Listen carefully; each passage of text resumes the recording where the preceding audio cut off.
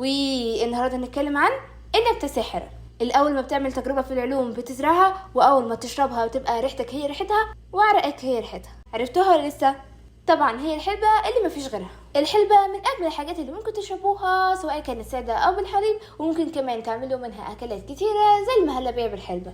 وبدأ استخدام الحلبة من عهد الفراعنة، واللي انتشرت ليه آسيا وأوروبا وأفريقيا، وفي دول كتيرة تعتبر منتج رئيسي للحلبة زي مصر والمغرب وتركيا وباكستان ودول تانية كتير. وأكتر الدول المنتجة للحلبة هي الهند. الحلبة استخدمت في الطب النبوي للعلاج، وبعض الأطباء قالوا لو علم الناس منافعها لاشتروا بوزنها ذهبا، وده معناه ان هي ليها فوائد كتيرة قوي، وهي كمان بتدخل في تركيب الأدوية. فهي بتساعد على علاج ألم الصدر والسعال، وبتعالج الحروق والجروح، وكمان بتسهل من الولادة وبتقلل من آلام العضلات، وتعتبر غذاء مقوي للجسم، وكمان بتعالج تساقط الشعر وفوائد تانية كتير.